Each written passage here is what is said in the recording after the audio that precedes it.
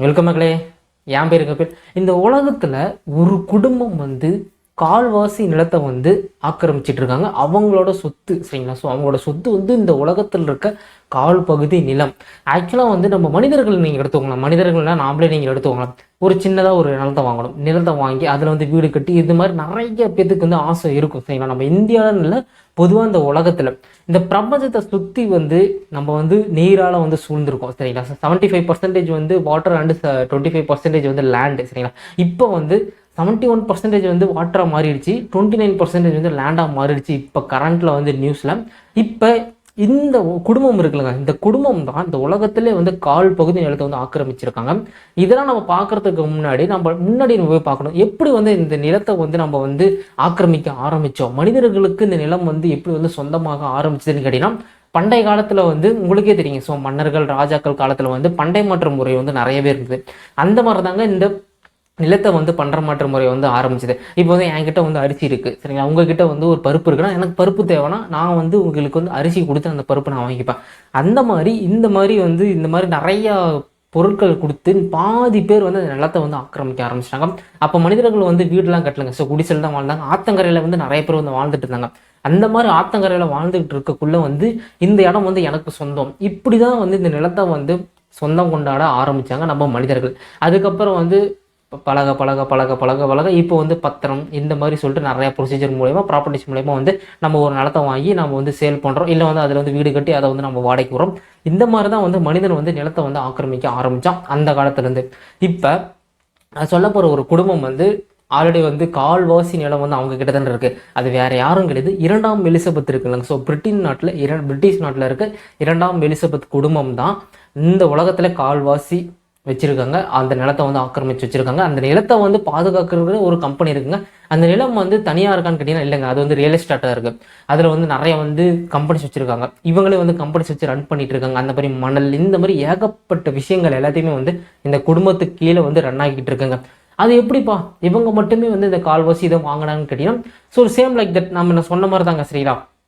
ஆக்சுவலாக இவங்க இந்த நிலத்தை முழுசாக வாங்கினாங்களான்னு கேட்டிங்கன்னா வாங்கிட்டாங்க. பட் இந்த நிலம் யாருக்கு சொந்தம்ன்றத இவங்க தான் தீர்மானிக்கணும். அதாவது இங்கிலாந்து நாட்டு மக்கள் நம்ம பொதுவாக இருக்குல்ல, ஸோ அந்த மக்கள் தான் தீர்மானிப்பாங்க. இப்போ நீங்கள் எடுத்துக்கலாம், 2ஆம் ராணி எலிசபெத் இறந்ததுக்கப்புறம் அவரோட மகன் சார்லஸ் இருக்காருல்ல, ஸோ அவரு தான் பொறுப்பேற்றார் இங்கிலாந்து நாட்டோட அரசர்னு. ஆக்சுவலாக அவர் பொறுப்பேற்றதுக்கு முன்னாடி வரையுமே அவர்கிட்ட இந்த லேண்ட் எதுவுமே கிடையாதுங்க. ஸோ அந்த லேண்ட் அவருக்கு சொந்தமே கிடையாது. அது 2ஆம் எலிசபெத் வரையும் தான். ஆக்சுவலாக பிரிட்டிஷ் நாட்டை பொறுத்த வரையுமே நீங்கள் ஆட்சி செய்கிறீங்கன்னு வச்சுக்கோங்க. ஒரு அரசர் ஆட்சி செஞ்சாங்கன்னா அந்த ஆட்சி செய்கிற வரைக்கும் தான் அந்த சொத்து முழுக்க இப்போ நிலம் சொன்னால அந்த சொத்து முழுக்க அவங்க கிட்ட இருக்கும். ஒன்ஸ் அவங்க ஆட்சி, அதாவது இறந்துட்டு அப்புறம் ஆட்சி அவங்க கலைச்சிட்டு வேற யாருக்கா கொடுக்குறாங்கன்னு கேட்டிங்கன்னா அந்த சொத்துல இருந்து எல்லாமே அவங்களுக்கு போயிடும். இது கையெழுத்திட மாட்டாங்க, சரிங்களா? இது இருக்கு. சரி, இப்போதைக்கு நீ ஆட்சி செய்யக்குள்ள இது எல்லாத்தையும் நீ யூஸ் பண்ணிக்கலாம். இதுல நிறைய லாபம் வருது, அது உனக்கு. நீ ஆட்சி செஞ்சு முடிச்சதுக்கு அப்புறம் அது அவங்களுக்கு. இந்த மாதிரி கைமாற்றி போய்கிட்டே இருக்கும். அது ஒரே குடும்பத்துல, சரிங்களா? பிரிட்டிஷ் 2ஆம் எலிசபெத் குடும்பத்துக்கே தான் போகும். ஆக்சுவலா 2ஆம் எலிசபெத் இருக்கிற வரையுமே அது எல்லாமே அவங்களுக்கு இப்போ அவரோட மகன், அடுத்து அவர் மகன், அடுத்து அவங்களோட பேரன், இந்த மாதிரி போய்கிட்டே இருக்குங்க. அப்படியே இவங்க ஃபேமிலிக்கு அப்படியே அடுத்து அடுத்து அடுத்து ரன் ஆகிட்டே இருக்குங்க. ஸோ அதுக்கப்புறம் இன்சைடுன்னு ஒரு வெப்சைட் இருக்கு. இந்த வெப்சைட்டு கீழே இவங்க கிட்ட இருக்க சொத்து மதிப்பை ஃபர்ஸ்ட் எல்லாமே ரிசர்ச் பண்ணி கடைசியா இவங்க கிட்ட இருக்க அந்த ஏக்கர், அதாவது ஒரு லேண்டை வாங்கணும்னு வச்சோங்களா, இப்போ 1 cent 2 cent 3 cent 10 cent 1000 cent 10,000 cent. ஆக்சுவலாக ஒரு ஏக்கர்ன்றது எத்தனை சென்ட் எனக்கு தெரியல. உங்களுக்கு தெரிஞ்ச கீழே கமெண்ட் செக்ஷனில் கமெண்ட் பண்ணுங்க. ஒருத்தங்க கிட்ட இப்போ இந்த கரண்ட்ல 100 ஏக்கர் நீங்கள் வச்சிருக்கீங்கன்னா நீங்கள் ஒரு கோடீஸ்வரனாக இருப்பீங்க. ஏன்னா ஒரு ஏக்கரே இப்போ நிறைய லேக்ஸில் போயிட்டு இருக்கு. இப்போ 100 ஏக்கர் அதுவும் நீங்கள் மெயினில் வச்சிருந்தீங்கன்னு வச்சுக்கோங்க, அதுவும் நீங்கள் பைபாஸில் இல்லை ஒரு பெரிய சிட்டி, சென்னை, மும்பை, கொல்கட்டா, பெங்களூர், இந்த மாதிரி சிட்டியில் நீங்கள் 1 ஏக்கர் 10 ஏக்கர் வச்சிருந்தாலே நீங்கள் பணக்காரனாக இருந்திருப்பீங்க. இவங்க கிட்ட எத்தனை ஏக்கர் இருக்கும் நீங்க நினைக்கிறீங்க? குத்து மதிப்பா நீங்க சொல்லுங்களேன். கீழே கமெண்ட் செக்ஷன்ல கமெண்ட் பண்ணுங்க. ஒரு 3 செகண்ட்ஸ் உங்களுக்கு நான் டைமிங் தரேன். முடிஞ்சிருச்சு, நானே சொல்றேன். 6.6 மில்லியன் ஏக்கர்ஸ் வச்சிருக்காங்க. அதாவது 6.6 மில்லியன் ஏக்கர் வச்சிருக்காங்களாம் விச் இஸ் பிக். சரிங்களா, நீங்கள் வந்து கணக்கு போட்டாலுமே வந்து இது எத்தனை கோடிக்கு வரும்னு உங்களுக்கே தெரியாது, அவ்வளோ வச்சிருக்காங்க சொத்து மதிப்பு. இந்த சொத்து எல்லாமே வந்து கண்காணிக்கிறதுக்குன்னு ஒரு நிறுவனம் தனியாக வந்து செயல்பட்டு வருதுங்க. சரிங்களா, இப்போ வந்து உங்ககிட்ட இருக்க சொத்தை வந்து நீங்களே வந்து பராமரிக்க முடியாது, உங்களுக்கு கீழே வந்து ஒர்க்கர்ஸ் நீங்கள் போடுவீங்க. அந்த மாதிரி இந்த நிறுவனம் இருக்குங்க. இந்த நிறுவனத்தோட பேர் என்னன்னு கேட்டீங்கன்னா த கிரவுன் எஸ்டேட். சரிங்களா, இந்த நிறுவனம் வந்து இந்த சொத்துக்களை மட்டுமே வந்து கண்காணிச்சிட்டு இருக்காங்க. அது மூலியமா இவங்க ப்ராஃபிட் எடுத்துக்காங்க. இப்போ வந்து ஒரு நிறுவனம் வச்சுக்கலாம், அந்த நிறுவனம் வந்து ப்ராஃபிட் இல்லாமல் இயங்குமா? சேம் லைக் தட் தான் இந்த கிரவுண்ட் எஸ்டேட் வந்து இந்த சொத்து எல்லாத்தையும் வந்து பராமரிச்சுட்டு இருக்காங்க. இந்த சொத்து வந்து எப்படி இருக்குன்னு கேட்டீங்கன்னு சொல்லணும், 2,50,000 ஏக்கர் வந்து நேரடியாக, அதாவது ஒரு லேண்டாகவே இருக்கு. சரிங்க, அதில் வந்து எதுவுமே பண்ணல, பண்ணையம் பண்ணல, எதுவுமே பண்ணல, நேரடியாக வந்து இவங்க வந்து கையாளுறாங்க. இது இந்த நிறுவனம். அதுக்கப்புறம் வந்து 1,15,000 ஏக்கர் வந்து எதா இருக்குன்னு கேட்டீங்கன்னா காடாக இருக்கு. அதில் வந்து இவங்க விவசாயம் பண்ணுறாங்க. விவசாயம் மட்டுமா பண்ணுறாங்கன்னு கேட்டீங்கன்னா இது தாண்டி இருக்கிற சொத்துல வந்து இவங்க என்ன பண்ணுறாங்கன்னு கேட்டீங்கன்னா ஷாப்பிங் சென்டர் நடத்துகிறாங்க. அதுக்கப்புறம் வந்து மணல், தாரை, சுண்ணாம்பு, கிரைனைட், செங்கல், களிமண், நிலக்கரி, எஸ்டேட், இந்த மாதிரி ஏகப்பட்ட வர்த்தகம் வந்து யாருக்கு கீழே, இந்த குடும்பத்துக்கு கீழே இருக்க சொத்து கீழே இந்த கம்பெனி வந்து தனியாக வந்து ரன் பண்ணி அதுல மூலியமா இந்த கிரவுண்ட் எஸ்டேட்ன்ற ஒரு நிறுவனம் இருக்குல்ல ப்ராஃபிட் மேக் பண்ணிக்கிட்டு இருக்காங்க. இது எல்லாத்துக்குமே வந்து ப்ரூஃப் எல்லாமே இருக்குங்க. சரிங்களா, ப்ரூஃபோட தான் நான் உங்களுக்கு நான் ஷோ பண்ணிட்டு இருக்கேன். அண்ட் தென் அதே மாதிரி மத்திய லண்டன்ல ஒரு சொத்து இருக்காங்க. இது வந்து 18 ஹெக்டேர் இருக்கான். 18,000 ஹெக்டேர் நிலத்தை உள்ளடக்கிய டச் ஆஃப் லான்கஸ்டர் என்ற தனியார் தோட்டத்துல வருமானம் உங்களுக்கு வந்துட்டு இருக்காங்க. ஆக்சுவலாக வந்து இது மூலியமா வந்து மொத்த சொத்து மதிப்பு, இந்த குடும்பத்தோட மொத்த சொத்து மதிப்பு எவ்வளோன்னு கேட்டீங்கன்னா 46 பில்லியன் அமெரிக்கன் டாலர்ஸாக இருக்குங்க. 46 பில்லியனா, ஒரு பில்லியனா அப்ராக்சிமேட்டாக வந்து 8,500 crores. சரிங்களா, ஒரு குடும்பம். சரிங்களா, நீங்கள் வந்து பணக்காரன் எடுத்துக்கலாம், நீங்கள் வந்து எலோன் மாஸ்க் எடுத்துக்கலாம், இல்லை வந்து பில்கேட்ஸ் எடுத்துக்கலாம், இல்லை வந்து நம்ம ஜெஃப் பெசோஸ் எடுத்துக்கலாம். இவங்க வந்து தனிப்பட்ட இவங்க வந்து சொத்து மதிப்பு வச்சிருக்காங்க. ஒரு குடும்பம் வந்து அதிகமாக சொத்து வச்சிருக்கிறது இந்த குடும்பம் தான், ராணி எலிசபெத் குடும்பம் தான். மொத்தமாக சொத்து மதிப்பு எவ்வளோன்னு கேட்டீங்கன்னா 46 பில்லியன் அமெரிக்கன் டாலர்ஸாக கரண்ட் வேல்யூ இருக்குங்க.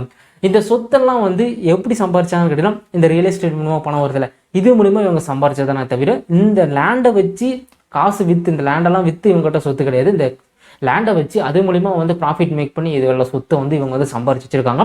விச் இஸ் பிக்ல, ஹியூஜ்ல.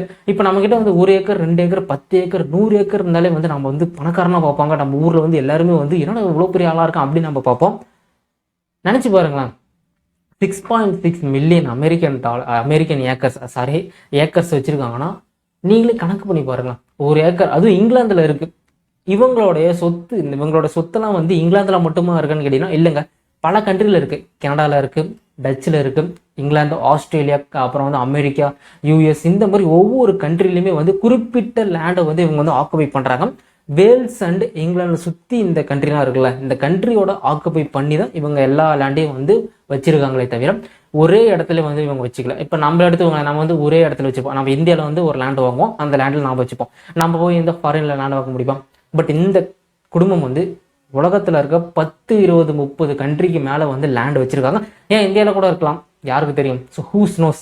இந்த வீடியோ பற்றி நீங்கள் என்ன நினைக்கிறீங்க? ஸோ இந்த வீடியோ வந்து நான் வந்து ஜஸ்ட்டு வந்து நான் உங்களுக்கு காமெடிக்கலாம் சொல்லலை, இந்த மாதிரிலாம் இருக்குமான்லாம், இது உண்மையாலுமே அவங்க வந்து வச்சுருக்காங்க. அதை தான் வந்து நான் ஷேர் பண்ணேன். ஆக்சுவலாக வந்து நம்மக்கிட்ட வந்து ஒரு 10 ஏக்கர் 100 ஏக்கர் இருந்தாலே வந்து நம்ம வந்து பணக்காரராக இருந்திருப்போம். நம்மக்கிட்ட வந்து உட்காந்து எடுத்து நம்ம சாப்பிட்டுருப்போம். இவங்கக்கிட்ட 6.6 மில்லியன் ஏக்கர் வச்சுருக்காங்கன்னா சொல்லவே வேண்டாம், இவங்க எவ்வளோ பெரிய இதாக இருப்பாங்க.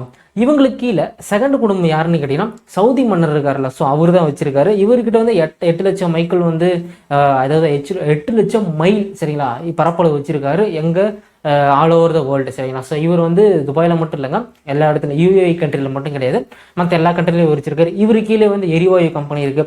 இவரு வந்து நிறைய பிஸ்னஸ் பண்ணிட்டு இருக்காரு. இது மட்டும் இல்லாமல் நிறைய பிஸ்னஸ் இவரும் பண்ணிக்கிட்டு இருக்காரு. லேண்டு, இந்த சொத்து எல்லாமே வந்து எப்படி வந்து இவங்க வாங்கியிருப்பாங்கன்னு சொல்லிட்டு உங்களுக்கு எல்லாமே டவுட் இருக்கும்ல. எனக்கும் அந்த டவுட்லாம் இருந்தது. நான் வந்து ரிசர்ச் பண்ணி பார்க்கக்குள்ள வந்து ஒரு சின்ன பாயிண்ட் மட்டும் தான் எனக்கு தெரிஞ்சுது.